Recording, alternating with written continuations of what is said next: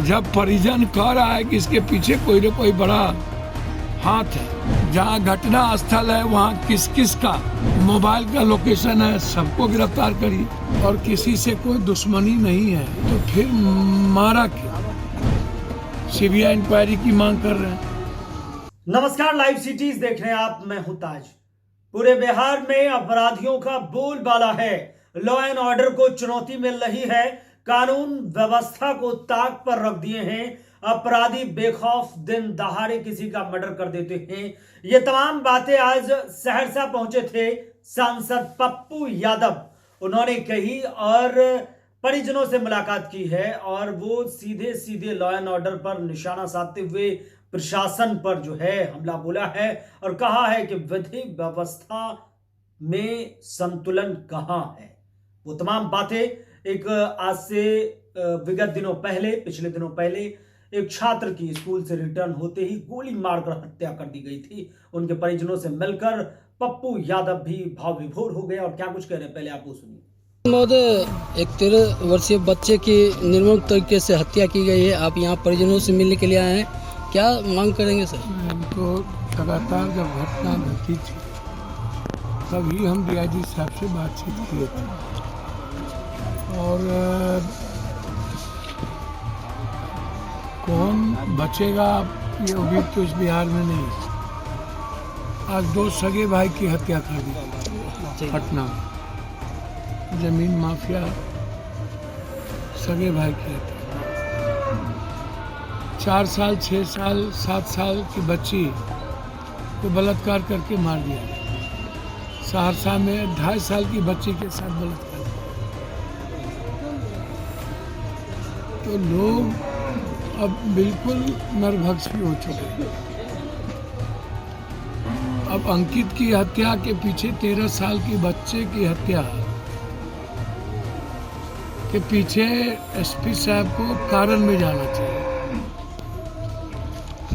जब परिवार के लोगों ने अननोन में एफआईआर किया, बाद में इसकी स्वीकार्य आई और किसी से कोई दुश्मनी नहीं है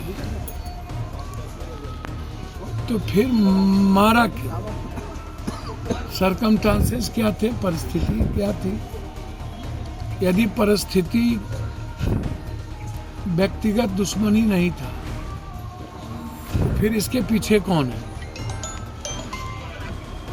जिन लोगों ने बच्चे की हत्या की उसके कारण को ढूंढना जरूरी है। शूटर को पकड़ लेना या 1 शूटर या 2 शूटर पकड़ा जाना, 2 बच जाना, तो इससे केस का अवरोधन नहीं हो सकता। इनके पिताजी भी और इनके समाज के लोग भी को शंका है कि उनकी हत्या करवाई गई। सीबीआई इंक्वायरी की मांग कर रहे हैं। हम चाहते हैं इसके पीछे जो साजिश करता है समाज उसके बारे में जानना चाहता है। आखिर क्यों? उस मासूम ने किसी का कुछ बिगाड़ा नहीं, इस परिवार की किसी से दुश्मनी नहीं, तो कोई ना कोई बड़ा राज छुपा हुआ। पुलिस से आप मोबाइल लोकेशन निकालिए, आप सीसीटीवी फुटेज निकालिए, जो शूटर है उसके पूरे कॉल डिटेल निकालिए, अंतिम वार्ता किससे हुई उसको देखिए, जहाँ घटना स्थल है वहाँ किस किस का मोबाइल का लोकेशन है, सबको गिरफ्तार करिए। वहाँ जहाँ मर्डर हुआ वहाँ तो अपने आप मोबाइल के लोकेशन आ जाएगा और फिर उससे पता चल जाएगा कि इसके पीछे कौन है। एसएफएल की रिपोर्ट से क्लियरिटी आएगी। तो जब परिजन कह रहा है कि इसके पीछे कोई न कोई बड़ा हाथ है और जो हत्यारा है उसके पिताजी से भी पूछताछ किया जाए तो फिर प्रशासन शिथिल क्यों? प्रशासन इसे जमीन विवाद का मामला बता रही है। नहीं, मुझे अब तो मैं पिताजी से भी बातचीत किया हूँ। क्या जो शूटर है उन्हीं से जमीन का मामला विवाद है? और यदि जमीन का विवाद था तो बच्चे ने क्या बिगाड़ा? दादा से होगा। तो आपने सुना कि किस कदर पप्पू यादव परिजनों से मिलने के बाद ये कह रहे हैं कि क्या कॉल डिटेल्स और लोकेशन के आधार पर कार्रवाई नहीं हो सकती है, क्या उनको निकाला नहीं जा सकता है, खंगाला नहीं जा सकता है। उन्होंने कहा कि सहरसा की कानून व्यवस्था ही नहीं बल्कि राज्य की कानून व्यवस्था ही जो है वो एकदम धराशायी है। अपराधी बेखौफ घूम रहे हैं, कहीं कोई जल्दी त्वरित कार्रवाई नहीं दिख रही है।